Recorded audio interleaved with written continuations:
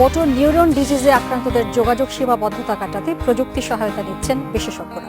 তাইওয়ানে শুরু হয়েছে উদ্ভাবিত মাইন্ড রিডিং মেশিনের পরীক্ষামূলক ব্যবহার, আর এর মাধ্যমে রোগীরা তাদের প্রিয়জনকে সহজেই জানাতে পারবেন ইচ্ছের কথা।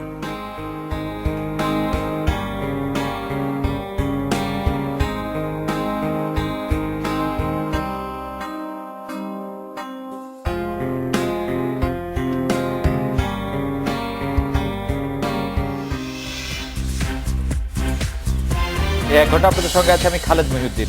আর সবশেষের খবর আলোচনার বিশ্লেষণ নিয়ে সাথে আছে আমি মাহমুদা মমিতা। খেলার মাঠের হার জিত এবং আনন্দ বেদনার সবশেষ খবর জানাচ্ছি আমি রুবাইদুল থেকে। তবে আগেই জানিয়ে দিচ্ছি শিরোনাম। নারায়ণগঞ্জ সিটি নির্বাচনে তৃণমূল আওয়ামী লীগের তালিকায় নেয় আইভি, কেন্দ্রে ৩ প্রার্থীর নাম।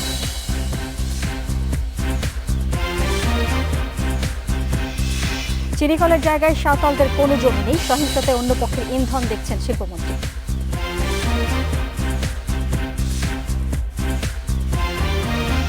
সেরে উঠছেন মুস্তাফিজ, মাসের শেষে আসছে নিউজিল্যান্ড সফরের সিদ্ধান্ত।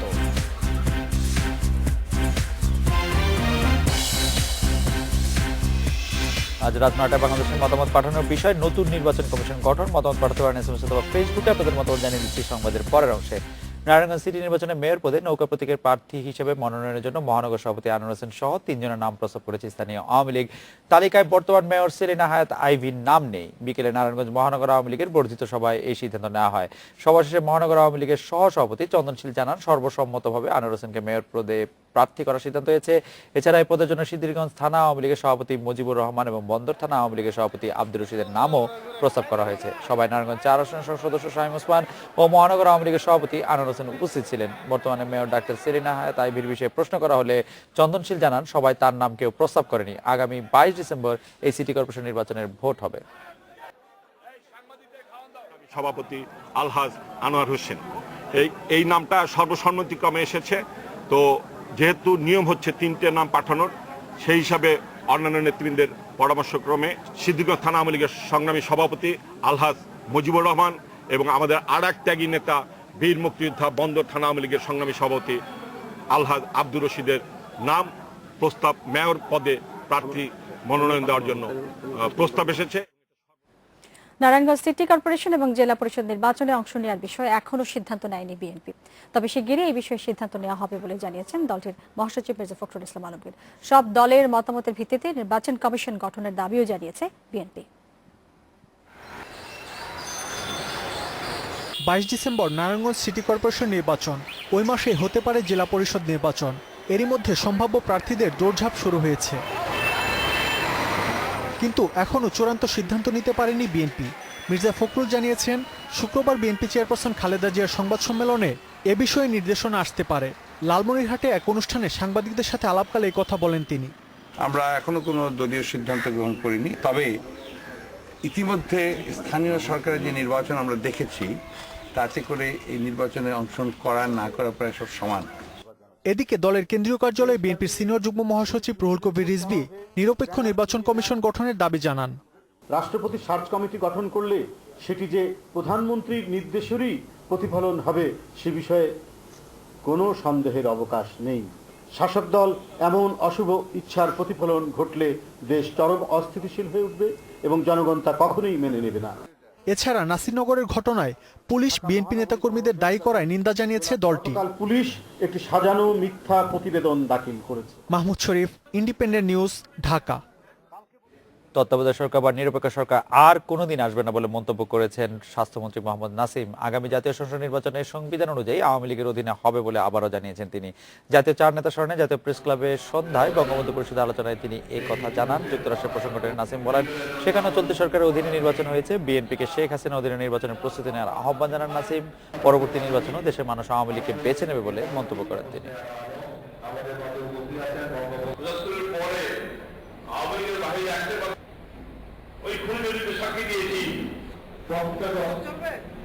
আমরা সেখানে ওদের নির্বাচন করব, জনগণ চাইলে আমরা ক্ষমতায় যাবো।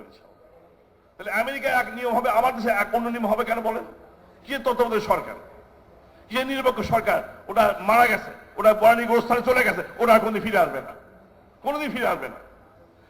নির্বাচন হবে সংবিধান অনুযায়ী হবে, সংবিধান অনুযায়ী সেখানে। গাইবান্ধার গোবিন্দগঞ্জে ৬২ বছর ধরে আখ চাষ করছে চিনিকল কর্পোরেশন। সেখানে কোনো সাঁওতাল বা বাঙালির কোনো জমি নেই। এই তথ্য জানিয়ে শিল্পমন্ত্রী আমির হোসেন আমু বলেছেন, কিছু ভূমিদস্যু সাঁওতালদের ব্যবহার করে ওই জমি দখলের চেষ্টা করছে। চিনিকলের অধিগ্রহণ করা জমি উদ্ধারের কথা বলে গত ৬ নভেম্বর গাইবান্ধার গোবিন্দগঞ্জের মাদারপুর গ্রামের সাঁওতালদের উচ্ছেদ করে প্রশাসন। পুলিশের উপস্থিতিতে তাদের বাড়িঘর জ্বালিয়ে দেওয়ার ছবি ছড়িয়ে পড়ে সামাজিক যোগাযোগ মাধ্যমে। দেশ জুড়ে ওঠে সমালোচনার ঝড়। এমন পরিস্থিতিতে শিল্প সচিব মোহাম্মদ মোশাররফ হোসেন ভূঁইয়া সোমবার জানান, সাঁওতালদের কোনো নির্যাতন করা হয়নি, চিনিকলের জমি দখলমুক্ত করা হয়েছে। পরদিনই আইন শৃঙ্খলা বিষয়ক মন্ত্রিসভা কমিটির বৈঠক শেষে কমিটির সভাপতি ও শিল্পমন্ত্রী আমির হোসেন আমু একই কথার প্রতিধ্বনি করেন। সুগার মিল কর্পোরেশনের জন্য এই জায়গাটা অধিগ্রহণ করা হয় এবং এখানে আখ চাষ হয়ে আসছে। এই ৬২ বছরের ভিতরে এখানে কোনো সাঁওতাল পল্লী বা কোনো সাঁওতালের জায়গা বা কোনো বাঙালি জায়গা ছিল না। আমু জানান, ইন্ধনদাতাদের কথা মতো চললে বিপদে পড়বে সাঁওতালরা। ইন্ধনদাতাদের বিরুদ্ধে কড়া ব্যবস্থা নেওয়া হবে। কিছু ভূমিদস্যু যারা বিভিন্ন জায়গায় জমি দখল করে, তারা সাঁওতালদেরকে ব্যবহার করার চেষ্টা করেছে। সরকারের পক্ষ থেকে কোনো ব্যবস্থা নেওয়া না হতো, তাহলে দেখা যেত ৬ মাস পরে তারাই এদেরকে তাড়িয়ে দিয়ে তারা তাদের ওই জায়গাটা দখল করে নিত। শিল্পমন্ত্রী বলেন, সব ধর্মের সব মানুষের অধিকার নিশ্চিত করতে চায় সরকার। এ ব্যাপারে কাউকে বিভ্রান্ত না হওয়ারও পরামর্শ দেন মন্ত্রী। Mizanur Rahman, independent news, Dhaka. গাইবান্ধা সাঁওতাল পল্লীতে হামলার পর বন্ধ হয়ে গেছে সেখানকার শিশুদের লেখাপড়া। আতঙ্কে স্কুলে যেতে পারছে না তারা। বাড়িঘরের সঙ্গে পুড়ে গেছে অনেকের বই খাতা সহ শিক্ষা উপকরণ। হামলার পর এই গির্জার আশেপাশে আশ্রয় নিয়েছেন আদিবাসী পল্লীর লোকজন। দুর্দিনে একতাবদ্ধ থাকাতেই কিছুটা স্বস্তি খুঁজছেন।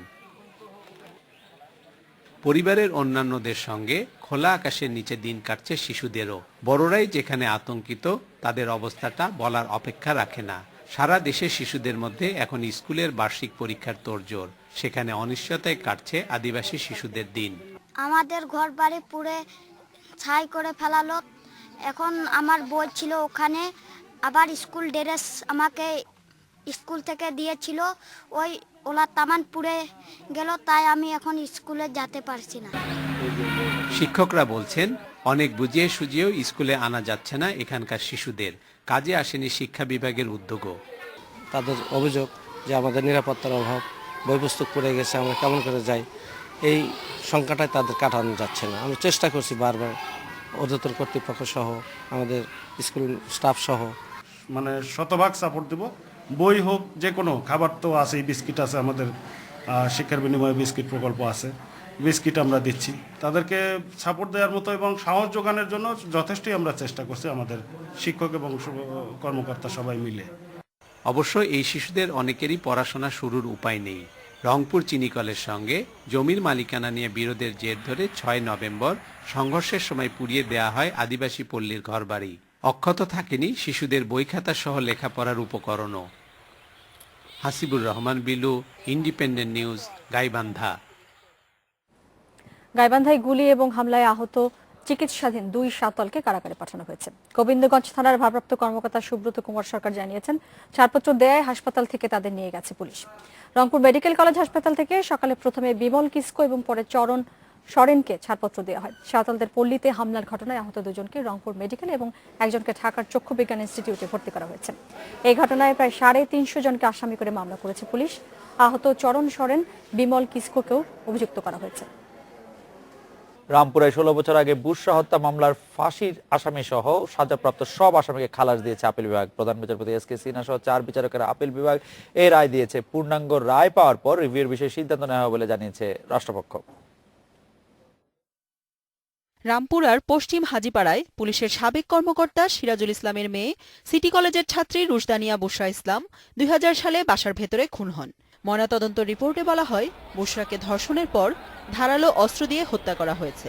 বিচারিক আদালত 2003 সালে এ মামলার আসামি ঢাকা মহানগর আওয়ামী লীগের সাবেক ত্রাণ বিষয়ক সম্পাদক এম এ কাদের সহ 3 জনকে মৃত্যুদণ্ড ও 1 জনকে যাবজ্জীবন দণ্ড দেন। পরে হাইকোর্টের রায়ে মৃত্যুদণ্ডপ্রাপ্ত 2 জন খালাস পায় আর যাবজ্জীবনপ্রাপ্ত রুনু কাদেরের রায় বহাল থাকে। পরে আপিলে এসে সবাই খালাস পেল। আদালত বলেন, রাষ্ট্রপক্ষ মামলা প্রমাণ করতে ব্যর্থ হয়েছে। মাননীয় আদালত এম এ কাদেরকে, যার ডেথ সেন্টেন্স ছিল, তাকেও খালাস দিয়েছে এবং রুনু কাদের, যার যাবজ্জীবন ছিল, তাকেও খালাস দিয়েছে। যে সার্কামস্টেন্স আমরা দেখিয়েছি, এতে করে একমাত্র বলা যায় না যে কাদেরই এটা করেছে। এটা অন্য কারো পক্ষে করা সম্ভব, এটা করতে অভিমত। এই রায়টা দেখব, রায়টা পড়বো, পড়ে তারপরে আমরা সিদ্ধান্ত নিব। তবে আসামিদের আইনজীবী বলছেন, সন্দেহপ্রবণ হয়ে বিচারিক আদালত রায় দিয়েছিল। এতে আসামিদের জীবন থেকে অনেকটা সময় হারিয়ে গেছে। শুধু সন্দেহ ছাড়া আসামির বিরুদ্ধে অন্য কোনো অভিযোগ নাই। আপিল বিভাগ সিদ্ধান্ত এসেছে যে শুধু শত্রুতার কারণে বা সন্দেহের উপরে বিশ্বাস করে কাউকে ফৌজদারি মামলায় সাজা দেওয়া যায় না। জান্নাতুল ফেরদাউস, ইন্ডিপেন্ডেন্ট নিউজ, ঢাকা। এবার একটি বিরতি নিচ্ছে।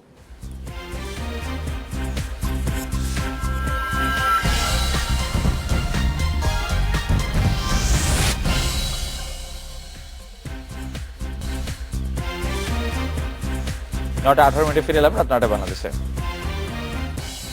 রাজধানীর বাড্ডায় গারো তরুণী ধর্ষণ মামলার প্রধান আসামি রুবেলকে 6 দিনের রিমান্ডে নিয়েছে পুলিশ। এর আগে আদালত থেকে পালানো রুবেলকে সকালে বাড্ডা এলাকায় একটি বাস থেকে হাতকড়া পরা অবস্থায় গ্রেপ্তার করা হয়। গারো তরুণীকে ধর্ষণ মামলায় প্রধান আসামি রুবেলের পুলিশের চোখ ফাঁকি দিয়ে আদালত এলাকা থেকে পালানোর দৃশ্য এটি। শুক্রবার রুবেলকে আটক করে র্যাব, পরে তাকে বাড্ডা থানায় হস্তান্তর করা হয়।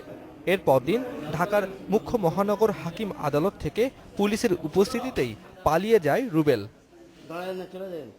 এ ঘটনায় 3 পুলিশ সদস্যকে সাময়িকভাবে বরখাস্ত করা হয়। পালানো 2 দিনের মাথায় আবারও বাড্ডা এলাকা থেকে হাতকড়া পরা অবস্থায় আটক হলেন রুবেল। সুবাস্তু টাওয়ারের পিছনে একটা খাল আছে, সেই খালে কালভার্ট আছে অনেকগুলো। এখানে হচ্ছে একটু গোপন জায়গা, সে ওইখানে যায়। ওখানে যাওয়ার পর যে ওখানে একটা জায়গা সে আশ্রয় নেওয়ার চেষ্টা করে, এজন্য ওখানে আমাদের প্রচুর সাদা পোশাকে পুলিশ ওখানে ছিল। এবং সকালবেলা যখন যে সুবাস্তু টাওয়ারের পাশেই সে যখন বাসে ওঠার পরিকল্পনা করে, তখন তাকে থানার একজন অফিসার তাকে আইডেন্টিফাই করে, কারণ এর আগে সে 5 বার থানায় গ্রেপ্তার হয়েছে।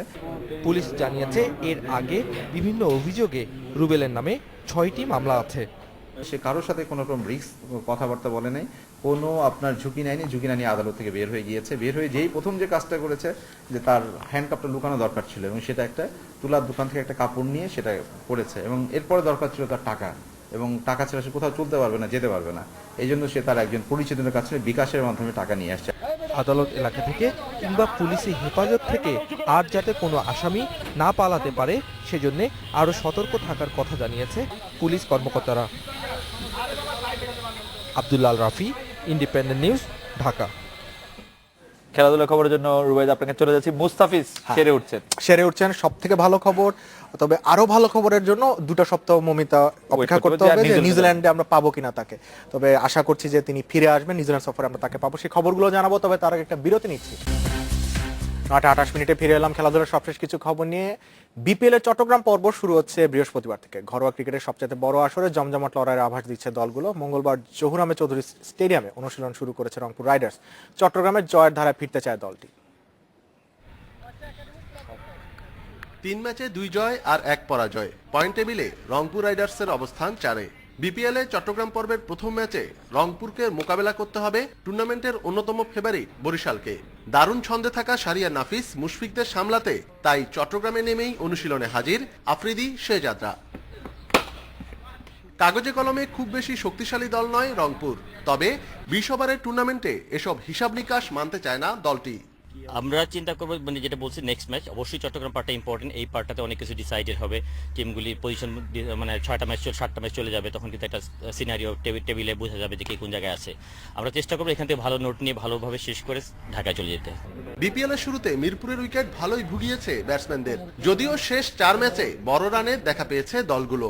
জহুর আহমেদের উইকেটেও আধিপত্য দেখাবে ব্যাটসম্যানরা, এমনই আভাস মাঠ সংশ্লিষ্টদের। টি20 আর টেস্ট ম্যাচ আপনি একসাথে ম্যাচ আপ করলে হবে না, জিনিসটা এক একটা এক এক ধরনের কনসেপ্টে চলে এবং বোর্ডের নির্দেশনাতেই কিউরেটররা মাঠ তৈরি করে। টি20তে সবসময় এন্টারটেনমেন্ট ক্রিকেটের জন্য প্রস্তুত করা হয়, ওইভাবে এটা প্রস্তুত হবে। বরিশাল ছাড়াও খুলনা, কুমিল্লার বিপক্ষেও মাঠে নামবে রংপুর রাইডার্স। টুর্নামেন্টের এই পর্যায়ে প্রতিটি ম্যাচকেই ডু অর ডাই হিসেবেই দেখছে দলটি। অনুপম শীল, ইন্ডিপেন্ডেন্ট নিউজ, চট্টগ্রাম। মুস্তাফিজুর রহমানের স্ক্যান রিপোর্ট নিয়ে সন্তোষ প্রকাশ করেছেন চিকিৎসক। মানসিক অবসাদ কাটাতে 1 সপ্তাহের ছুটি কাটানোর পরামর্শ দেওয়া হয়েছে ফিজকে। তবে নিউজিল্যান্ড সফরে যোগ দিতে পারবেন কিনা তা এখনো নিশ্চিত করেননি চিকিৎসক দেবাশিস চৌধুরী। এ প্রসঙ্গে সিদ্ধান্ত নিতে এ মাসের শেষ পর্যন্ত অপেক্ষা করতে চায় বাংলাদেশ ক্রিকেট বোর্ড। দারুণ খবর টাইগার ক্রিকেটের জন্য, খালেদা মমিতা বলতেই হবে। সবাই আসলে আজকের দিনটার জন্য আমরা অপেক্ষা করছিলাম। গত সপ্তাহে কিন্তু আমরা খবর দিয়েছিলাম যে পাওয়া যাবে এবং ফাইনালি জানা গেল যে তার স্ক্যান রিপোর্টটা ভালো। আমি আশা করছি যে মানসিক অবসাদের কথা ডক্টর দেবাশিস বলছেন সেটি আসলে হতেই পারে। অনেকদিন ধরে ক্রিকেটে বাইরে আছেন তিনি, তার বন্ধুরা সব যারা সতীর্থরা আছেন তারা সবাই খেলছেন, সেটি মানুষের। তবে ও যদি বাড়িতে বেড়াতে যান এবং বাড়িতে বেড়াতে যাওয়ার পরে ওখানে বাকাল আছে, তার প্রিয় আরো অনেকগুলি জায়গা আছে, আমি নিশ্চিত যে উনি আসলে খুব দ্রুত না, হয়তো আমরা মুস্তাফিজের যে জ্বলে ওঠা দেখেছি সেটি হয়তো একটু সময় লাগতে পারে, কিন্তু প্রত্যাশা থাকবে যে আসলে আমরা খুব দ্রুত সেই মুস্তাফিজকে পাবো। আমার ধারণা যে মুস্তাফিজ সুস্থ হয়ে ফিরলে আমরা জ্বলে ওঠা মুস্তাফিজকেই দেখতে পারবো। কিন্তু মুস্তাফিজ যেহেতু আমাদের মধ্যে একজন ফেনোমেনন, মানে তাকে আমরা আসলে খুব সহজে মানে খরচ করে ফেলতে চাই, খরা কাটতে চাচ্ছে। এবং মানে সব থেকে ভালো লেগেছে আমার কোর্টনি ওয়ালশের কথাটা, যে আসলে তার উপরে তার বোলিং নিয়ে বলার কিছু নেই। তিনি বলেছেন যে এত তাড়াহুড়োর কিছু নেই, তার বয়স মাত্র 21, তার সামনে 15 বছরের একটা ক্যারিয়ার আছে এবং আমরা চাই না এটাকে 5 থেকে 7 বছরে কমিয়ে আনতে। রাইট, 1 বছর মাঠের বাইরে থাকুক কোনো সমস্যা নেই, কিন্তু 15 বছরের ক্যারিয়ারটার কথাই আসলে গুরুত্বপূর্ণ। যাই হোক, আমি আরো খবরগুলো জানাবো, তবে তার একটা বিরতি নিয়ে নিচ্ছি। এইচএফ কাপকে সামনে রেখে 18 সদস্যের দল ঘোষণা করেছে বাংলাদেশ হকি ফেডারেশন। বুধবার রাতে হংকং যাচ্ছে বাংলাদেশ। ইউরোপে ক্যাম্প ও বেশ কিছু প্রস্তুতি ম্যাচ খেলায় উজ্জীবিত দল। বর্তমান চ্যাম্পিয়নদের লক্ষ্য শিরোপা ধরে রাখা। অনেক দিন দরবারের পর অবশেষে হংকংয়ে যাবার অনুমতি পেয়েছে বাংলাদেশ হকি দল। সাংবাদিক, কর্মকর্তা সহ 26 জনের ভিসা পাওয়া গেছে। এইচএফ কাপে শুক্রবার বাংলাদেশের প্রথম ম্যাচ। লাল সবুজরা দেশ ছাড়ছে বুধবার। কন্ডিশন বুঝে নিতে সময় পাচ্ছে মাত্র একদিন। এটাকে বলতে হচ্ছে কমেডি অফ এরার্স আর কি। আমাদের ভুল অনেক ভুল হয়ে গেছে আমাদের। আর আমার এক্সপিরিয়েন্সে দেখি যে আমরা সবসময় বাইরে যাওয়ার সময় লাস্ট মোমেন্টে আমাদের গভর্নমেন্ট অর্ডার হয়, জিও হয়, ফরেন মিনিস্ট্রি থেকে নোট ভার্বাল হয়, তারপরে ভিসা লাস্ট ডেটে দেখা যায় যেদিন যাবো আমরা সেই দিন। টুর্নামেন্টের জন্য সেরা দল বেছে নিয়েছে ফেডারেশন। 18 সদস্যের চূড়ান্ত দলে 5 ফরওয়ার্ডের সঙ্গে নেওয়া হয়েছে সমান 5 মিডফিল্ডার। অভিজ্ঞ চয়নের পাশাপাশি আশরাফুল খোরশেদদের মতো তরুণ তুর্কি সহ ডিফেন্স 6 জনের। জার্মানিতে হয়েছে অনুশীলন ক্যাম্প। ওখানে ম্যাচ খেলেছে পোল্যান্ড ও অস্ট্রিয়ার সঙ্গে। ইউরোপের প্রস্তুতি ক্যাম্পের কারণে মানসিকভাবে চাঙা আছে দল। চ্যাম্পিয়নশিপ টুর্নামেন্ট, এখানে আমাদের এগুলো চিন্তা করার কোনো অবকাশ নেই। যাব এবং খেলবো, স্টেট আমাদেরকে খেলে উইন করে আসতে হবে, দেশের মান সম্মান বয়ে আনতে হবে, এটাই আমাদের এখন লক্ষ্য। এইচএফ কাপের বর্তমান চ্যাম্পিয়ন বাংলাদেশ। শ্রেষ্ঠত্ব ধরে রাখার মিশন শুরু স্বাগতিক হংকংয়ের বিপক্ষে। এরপর 21 নভেম্বর চাইনিজ তাইপে এবং 23 নভেম্বর শেষ ম্যাচে ম্যাকাওয়ের মুখোমুখি হবে জিমি চয়নরা। সাইদ সাদি, ইন্ডিপেন্ডেন্ট নিউজ, ঢাকা। এই ছিল আমার কাছে খেলাধুলার সবশেষ আপডেট। অন্যান্য কিছু খবর জানাচ্ছেন মৌমিতা এবং খালেদ। রুবাইদ, আপনাকে ধন্যবাদ। ঝালকাঠির রাজাপুরের আমতলা বাজারে মুক্তিযোদ্ধা আব্দুল সালামকে পিটিয়ে হত্যার অভিযোগ উঠেছে। গতকাল বিকেলে পিটিয়ে আহত করার পর আজ ভোরে তার মৃত্যু হয়। পুলিশ জানায় সোমবার সন্ধ্যায় অবসররত শিক্ষক আব্দুল সালাম আমতলা এলাকার এক শিক্ষিকার বাড়িতে যান। এ সময় আগের শত্রুতার জের ধরে স্থানীয় ইউপি সদস্য বাচ্চু হাওলাদার ও শাহ আলমের নেতৃত্বে কয়েকজন তাকে পিটিয়ে আহত করে। এরপর ভোরে নিজ বাড়িতে তার মৃত্যু হয়। ময়নাতদন্তের জন্য মরদেহ সন্ধ্যায় ঝালকাঠি হাসপাতাল মর্গে পাঠানো হয়েছে। ঘটনার পর থেকে অভিযুক্তরা পলাতক।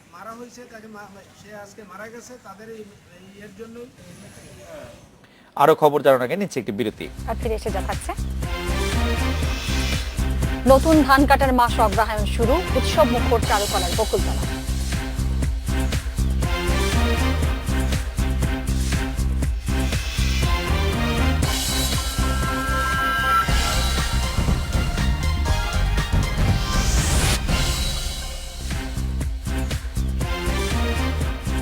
রাত 45 মিনিটে আমরা চলে এসেছি বাংলাদেশে।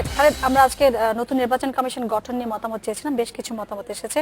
রিপন তিনি বলছেন যে নির্বাচন কমিশনের চেয়ে গুরুত্বপূর্ণ নির্বাচনকালীন সরকার কে থাকবে, তার আচরণ কি হবে, সেই বিষয়টি তিনি গুরুত্ব দিয়েছেন। এবং সুমন তিনি বলছেন যে সব রাজনৈতিক দলের মতামত নিয়ে নতুন কমিশন গঠন করা উচিত। এবং সাব্বির বলছেন যে তারা চায় নিরপেক্ষভাবে যেন নির্বাচন হয়, দেশের মানুষ সব মানুষ যাতে সুষ্ঠু ভোটে অংশগ্রহণ করতে পারে। ঘুরে ফিরে কিন্তু একটি আসলে নিরপেক্ষ নির্বাচন কমিশনের দাবি কিন্তু উঠে আসছে। মশিউর বলছেন নিরপেক্ষ সরকার ও কমিশনের অধীনে নির্বাচন আশা করে বাংলাদেশের জনগণ। অপু বলছেন দেশে ঠিক মতোই চলছে নির্বাচন কমিশন, যেমনই হোক জনগণ তার সঠিক রায় দিবে। তুষার বলছেন ইসি গঠন সুষ্ঠু এবং নিরপেক্ষ হওয়া উচিত যাতে করে দেশে গণতন্ত্র থাকে। মেহেদী বলছেন নির্বাচন কমিশন যারাই থাকুন তাদের নিরপেক্ষতা চাই। আরমান বলছেন নিরপেক্ষ নির্বাচন কমিশন গুরুত্বপূর্ণ, কেননা শুধু নির্বাচনে অনেক মানুষ প্রাণ হারায়। শাহেদ বলছেন নতুন নির্বাচন কমিশন গঠনের মধ্যে দিয়ে বিভিন্ন সংকটের সমাধান হবে। সোহেল বলছেন সার্চ কমিটি দ্রুত গঠন করে নতুন ইসি গঠন করা উচিত। খালেদ এবং মমিতা দুটো এসএমএস এর দিকে আপনাদের দৃষ্টি আনতে চাই। রিপনের প্রথম এসএমএসটা নির্বাচন কমিশনের চেয়ে গুরুত্বপূর্ণ নির্বাচনকালীন সরকারকে থাকছে। আর আরমান যেটা বলেছেন যে নির্বাচনের সময় অনেক মানুষ প্রাণ হারায়, তো আসলে নির্বাচন কমিশন বিগত নির্বাচন কমিশন নিয়ে অনেক কথা ছিল এবং এবার এখন কিন্তু নতুন যে নির্বাচন কমিশন হবে সেটা কিন্তু সরকারের কাছে একটা বড় চ্যালেঞ্জ। আসলে কিভাবে সরকারের কাছে সেটি বড় চ্যালেঞ্জ তো বটেই, এবং সরকারের কাছে আরেকটি বড় চ্যালেঞ্জ হচ্ছে সরকার নিশ্চয়ই চাইবে না যে আরেকটি 2014 সালে 5 জনের মতো নির্বাচন হোক যেখানে বৃহৎ রাজনৈতিক দলগুলো আসছে না। সরকার নিশ্চয়ই এটাই চাওয়া থাকবে। জায়গাও ঠিক যে ঠিক সময় নির্বাচন হবে, মধ্যবর্তী এবং দ্রুততম নির্বাচন কোনোটিই হবে না। না, সেক্ষেত্রে একটি ভালো নির্বাচন কমিশন হওয়া তার জন্য আসলে অনেক বেশি জরুরি। ভালো নির্বাচন কমিশন হলে যেটি হবে সেটি হচ্ছে যে গ্রহণযোগ্যতা বাড়বে এবং গ্রহণযোগ্য হলে অবশ্যই বিরোধী দল এবং অন্যান্য দলগুলি নির্বাচনে আসবে এবং একটি যোগ্য নির্বাচন আমরা দেখতে পাবো। দর্শকদের ধন্যবাদ জানাতে চাই, তারা নানা ধরনের মন্তব্য দিয়ে আমাদেরকে জানিয়েছেন। আমরা পরের খবরটিতে চলে যাচ্ছি। আজ পয়লা অগ্রহায়ণ, নতুন ধান ঘরে তোলার মাস শুরু। ঢাকা বিশ্ববিদ্যালয়ের চারুকলার বকুলতলায় অগ্রহায়ণের প্রথম দিনটিকে স্বাগত জানিয়েছেন নগরবাসী। উৎসবের উদ্বোধন করেন অর্থমন্ত্রী আবুল মাল আব্দুল মুহিত।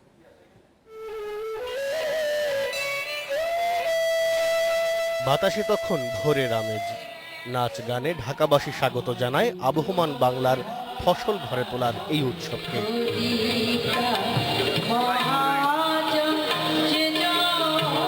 পয়লা অগ্রহায়ণে রাষ্ট্রীয়ভাবে নবান্ন উৎসব উদযাপনের পাশাপাশি সরকারি ছুটি ঘোষণার দাবি জানিয়েছে জাতীয় নবান্ন উৎসব উদযাপন পর্ষদ। আমাদের একটি সবচেয়ে বড় দাবি যে এই পয়লা অগ্রহায়ণ তারিখে জাতীয় নবান্ন উৎসব দিবস ঘোষণা করে সরকারি ছুটি।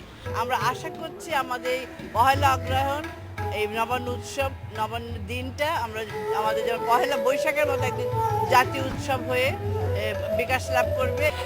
সাম্প্রদায়িকতা ও জঙ্গিবাদের উত্থান ঠেকাতে বাঙালির নিজস্ব ঐতিহ্যবাহী সংস্কৃতি চর্চা বাড়ানোর তাগিদ দিয়েছেন এই উৎসবের উদ্বোধক অর্থমন্ত্রী।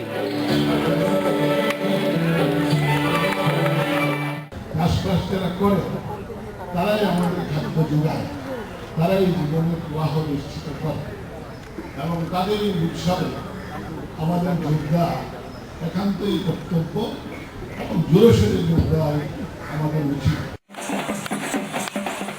দ্বিতীয় পর্বে বিকাল 3টা থেকে চারুকলায় ও 4টা থেকে ধানমন্ডির রবীন্দ্র সরোবরে চলবে নবান্নের আয়োজন। হাত ঢোলের বাদ্য আর মুড়ি মুরকি বাতাসা ও পিঠার আয়োজনে সকালের পর্ব শেষ হয় বর্ণাঢ্য শোভাযাত্রার মধ্য দিয়ে।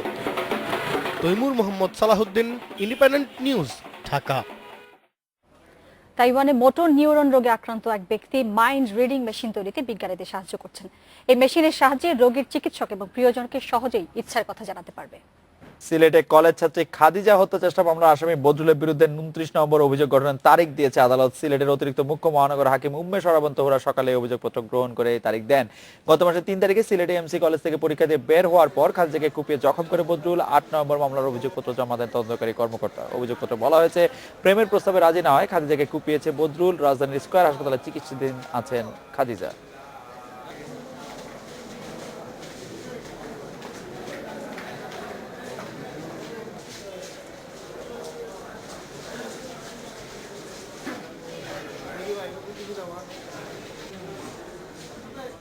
মাননীয় কগনিজেন্স কোর্ট এই পুলিশ রিপোর্ট গ্রহণ করে এটা মুখ্য মহানগর হাকিম আদালতে পরবর্তী বিচার কার্যক্রমের জন্য প্রেরণ করেছেন। আগামী 29/11/2016 ইংরেজি তারিখে চার্জ গঠনের তারিখ ধার্য আছে। এই ছিল রাতনাটে বাংলাদেশ আয়োজনে। শেষ করব তাইওয়ানে আদিবাসী শিল্পকর্মের প্রদর্শনীর ছবি দেখিয়ে। তার আগে আমরা বিদায় নিব, আমন্ত্রণ আমাদের পরবর্তী অনুষ্ঠানের শুভরাত্রি।